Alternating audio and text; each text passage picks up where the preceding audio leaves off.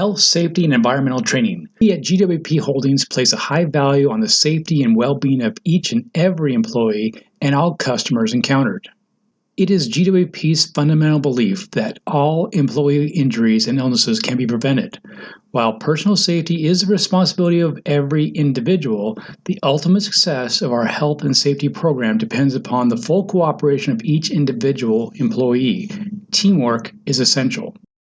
There are many safety and environmental standards we must meet. OSHA federal standards, and each state might have additional standards over and above OSHA standards. Other agencies are NFPA, National Fire Protection Association, U.S. Department of Transportation, the Environmental Protection Agency. Each and every employee is responsible for their own safety and the safety of those around them. Management is accountable for safety performance and the implementation of policies and procedures. The Health, Safety, and Environmental Manager is responsible for developing and maintaining all aspects of the Health, Safety, and Environmental program. So how do we communicate safety? Safety Committee, shared folders, Team Central, training. On a bulletin board, OSHA logs, emergency contact information, Safety Committee meeting minutes. All suspected workplace injuries and illnesses must be reported to your supervisor immediately. We do this to eliminate any hazards and protect coworkers from similar injury. The company has resources to ensure proper medical treatment. Enable supervisors to temporarily adjust work for quicker recovery and preventative measures, and its company policy. There will not be any negative consequences for being injured or reporting a hazard. Details of the injury to be described on the injury report form by the injured employee and their supervisor. This report is a first step in determining the root cause of any action needed to stop reoccurrence. Also helpful for managing workers' compensation insurance. In the event of a workplace injury, GWP maintains a right-to-work or light-duty program. This program is intended to keep the injured worker integrated into the work environment while maintaining a regular paycheck. Statistics show that the longer employees off work, the less likely they are to return. GWP will work with you and your doctor to identify meaningful temporary work based upon your physical limitations until you're released to normal duties.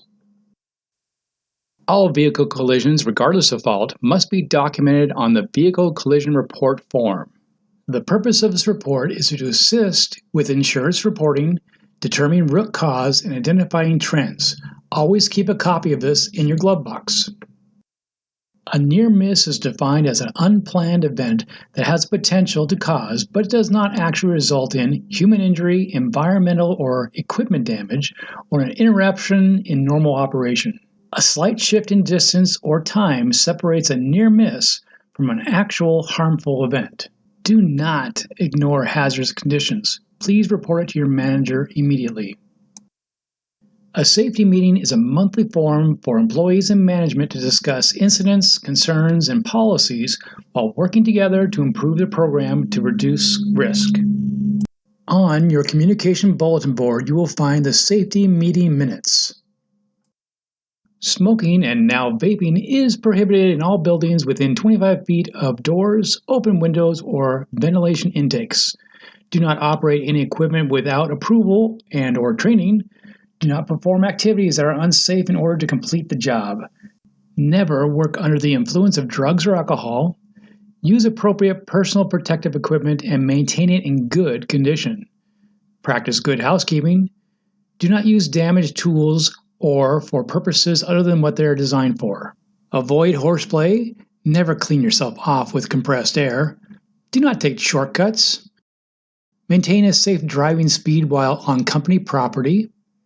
Do not text or talk on the phone while driving without using a hands-free device.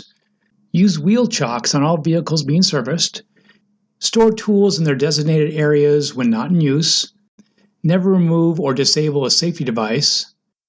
Never wear loose items, gloves, rings, watches when around moving parts or running machines. Tie back long hair. Avoid walking through moving roll-up doors. Always keep clear access to waste containers, spill response kits, eye wash stations, fire extinguishers, first aid kits, electrical panels, aisles, stairs, and exits. Each facility is unique in design, but all have some sort of evacuation alert system, emergency contact list, map, and predetermined evacuation meeting place. Site-specific details such as alert system, fire suppression availability, evacuation procedure maps will be covered by your supervisor. The number one priority following an injury is to take care of the injured employee. Each GWP location has a first aid and CPR certified individual on site. They are also trained on handling bloodborne pathogens and should be the ones managing any necessary cleanup.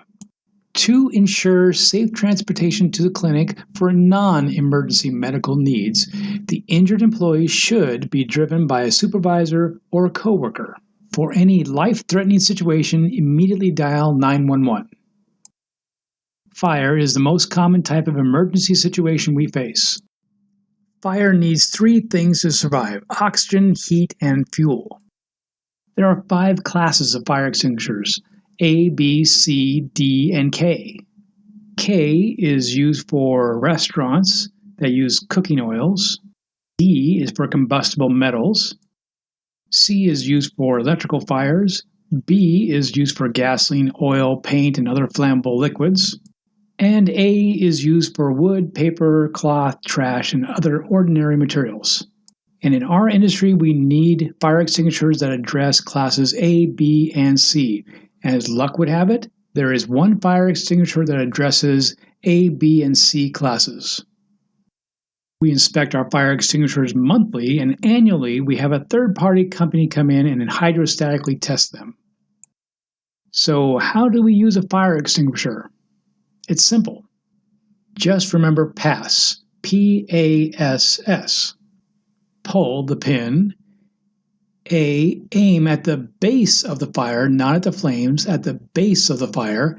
S is for squeeze the handle to let the propellant come out. And the last S is to sweep. Sweep it back and forth at the base of the flames.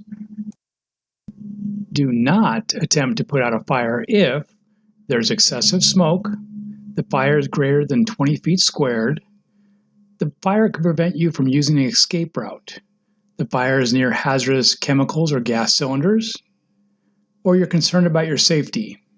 Instead, immediately alert others in the area and activate the evacuation alert system. Close doors, do not lock them on the way out to eliminate feeding the flames. Evacuation, evacuate! Upon hearing an evacuation alert, head directly to the assembly area. Remain in the assembly area until given instruction by the emergency coordinator. They will take roll call at that time. If the fire department responds to the emergency due to a fire, do not re-enter until you have been given notice to do so. Earthquakes. During an earthquake, cover your head and neck with your arms. Stay away from windows and exterior walls. If driving, pull over and stay in your car. If you smell gas, get out quickly and far away. Be wary of tsunamis, landslides, and fires. Be cautious of potential aftershocks. Office ergonomics. Stand up and take a quick break from your desk or computer every 30 minutes to improve your blood flow and reduce eye strain. Regularly perform stretching activities, especially for wrists. Center your monitor directly in front of your eyes, about 20 to 30 inches away.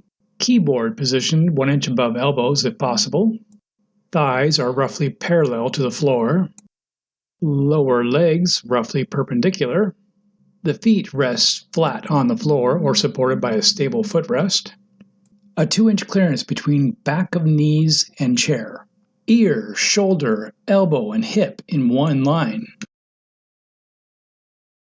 Lifting.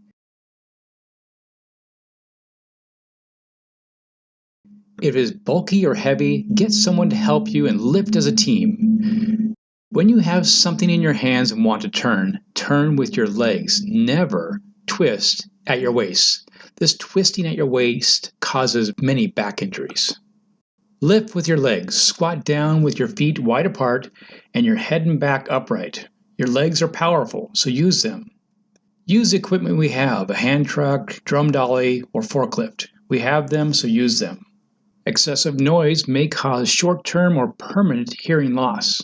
OSHA sets limits based if you are exposed to 90 decibels or more in an 8-hour workday, then the employers are required to develop a hearing conservation plan. Well, that's not our environment. However, we can be exposed to short bursts of noise greater than 90 decibels. Examples might be an air gun, a blow nozzle, an engine running with the hood up, an air compressor, boom boxes,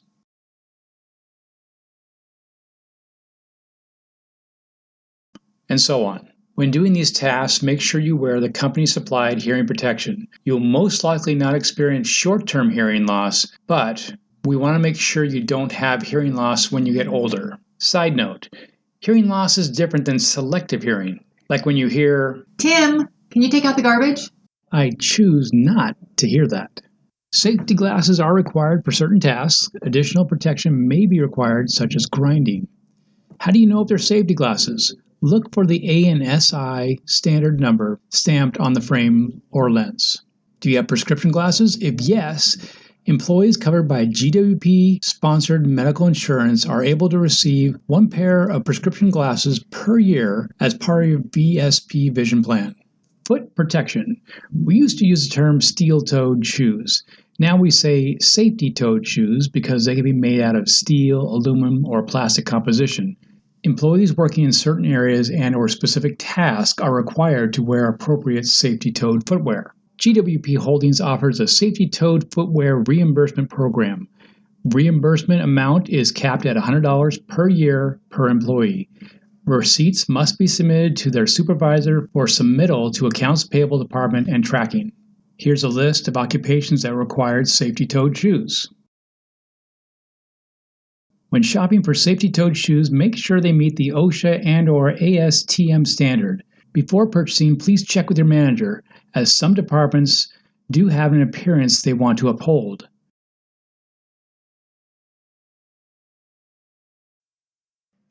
Heat-related illnesses and first aid. There are two types of heat-related illnesses, heat exhaustion and heat stroke. Heat exhaustion, the symptoms are nausea, vomiting, headache, cool, moist skin, dizziness, weakness, blurred vision, and sweating. First aid measures, have them sit or lie down in a cool place, drink water or sports drinks. If the signs worsen, go to the emergency room. Do not return to work that day. Heat stroke is worse than heat exhaustion. Heat stroke symptoms are confusion, fainting, dizziness, red, hot, dry skin, very high body temperature. First aid, call 911. Loosen clothing, fan on worker, put cold packs in their armpits, wet them down with cool water. Provide fluids ASAP, stay with the worker until help arrives. So how do we avoid heat-related illnesses? Take frequent breaks, increase salts and fluids, avoid caffeine. Ladder safety. Always inspect a ladder prior to use. Remove from service if damaged. Always maintain 3 points of contact. That's 2 feet in one hand or 2 hands and 1 feet when climbing. Use only if free from slippery substances on rungs and steps. Do not use top rung or step. Use only on stable surfaces or secured at the bottom. To set the angle of a straight ladder, use the 4-to-1 ratio. Every 4 feet you go up, you're 1 foot back from the base. If you go up 8 feet, you're 2 feet back from the base. Be cautious of ladder location, opening doors, forklift traffic, crane movement, power lines, and so on. Never overreach from side to side. Never use extension cords as replacement for permanent wiring. Remove any damaged cords from service. Do not block access to panels and circuit breakers or fuse boxes. Do not use electrical equipment in wet conditions. Do not tie cords into tight knots. Knots can cause a short circuit or shocks. Do not disconnect power supply by pulling or jerking the cord from the outlet. Never remove the third ground prong on a plug. Never replace blades or other attachments without unplugging the tool. Only use tools designed for the job. Inspect all tools prior to use. Do not use damaged tools. Remove them from service. Use appropriate personal protection equipment. Never pull a utility knife or blade towards your body. Never use power tools without all guards in place. Turn off tools, power, or switch before plugging or unplugging the device. Be aware of others around you at all times. Never carry a power tool by its cord. Only use electrical power tools that are double insulated and have a third ground prong. If your job requires you to use a forklift, you must be certified before you use the forklift. Please contact your manager and we will get you certified. Cranes, hoists, and lifting devices. It is critical that these devices never fail. Visual inspection must always be done by the operator prior to using. Follow the directions in the manufacturer's operations and maintenance manual. Immediately red tag or remove any damaged, malfunctioning device from service. Keep floors, stairways, aisles, and other passageways clear of tools, equipment, trash, and other material. Put tools away when you're not in use and cover up any sharp edges. Stack material carefully so they don't fall. Clean up all spills immediately and properly. Report any loose or broken flooring or any broken equipment. Keep food and beverages away from the work area. Properly dispose of all trash. Keep paper and other combustibles away from lights and electrical equipment. Keep containers of flammables closed when not in use. Make sure that material on elevated surfaces is secured against falling below. All manufacturers, distributors, and importers of chemicals must develop and provide safety data sheets, SDS, to communicate specific details about each product. These were formerly known as MSDS sheets, Material Safety Data Sheets. The primary purpose of the SDS is to protect those that may work with or handle the chemical, including those who respond to spills. OSHA's Hazardous Communication, also known as HAZCOM standard, sometimes referred to as Employees' Right to Know standards, requires employees to train employees on the hazards of chemicals used or handled in their workplace.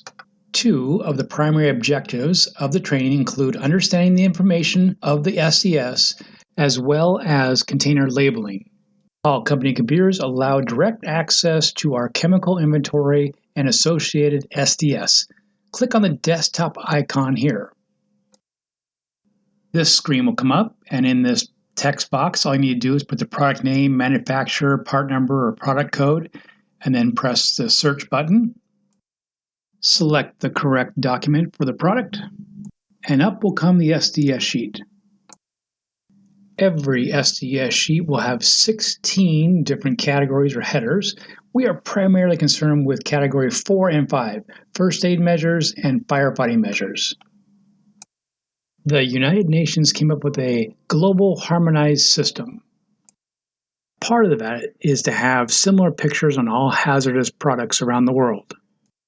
Explosive, corrosive, health hazard, compressed gas, irritant, oxidizing, flammables, toxic, environmentally damaging. Also part of the new requirements is labeling secondary containment. This might be where you take 409 or soapy water and put it in a spray bottle or some other container. Now, back in the day, you used to be able to put soapy water or 409 with a Sharpie. No more. This is what you need to do. It must have a product identifier, a signal word, hazardous statement, precautionary statement, the GHS pictograms, and a supplier identification. This is what it would look like. Lockout tagout refers to a specific practice and procedures to safeguard employees from the unexpected energizing or startup of machinery and equipment. If you see or find a tool or equipment that is dangerous or could cause danger, please use the lockout tagout equipment to warn others of the possible dangers. Wrap the clamshell tag around the steering wheel or controls, add your name to the tag, and lock it together. Keep the key or give it to your supervisor. The unit should not be used until it is fixed or safe to use again. We take our environmental obligations seriously. Best management practices for pollution prevention, good housekeeping, preventative maintenance, spill and leak prevention and response, training. In the case of a spill, we need to be prepared. Know the location of the spill response materials. Identify drainage in your work area, shop drains, outdoor storm drains. If for some reason an oil or coolant spill gets beyond our safety measures, control and contain the spill. Notify your supervisor, clean up the spill, properly dispose of the cleanup material. Your supervisor will notify a response spill specialist. Any amount of oil or hazardous waste that has reached surface waters must immediately be reported by phone to the appropriate state agencies. Oil and hazardous waste spill release reporting requirements differ in each state depending upon the amount, type, and location of the spill. Here are some basic rules. Store liquids in designated storage areas. Do not use badly damaged containers. Keep all containers securely closed. Do not allow rainwater to collect in drums. Keep lids closed and bungholes wrenched tight. Label all containers with their contents. Keep incompatible materials separated. Utilize a recycling process when available. Clean up all spills and drips immediately. Aerosol cans are considered hazardous or dangerous waste and must be managed as such, unless completely emptied of residue and the propellant. So what does empty mean anyways? That means that all liquids have been removed and no more than 3% by weight of residue remains. A good indicator of emptiness would be the sporadic spray sound like this.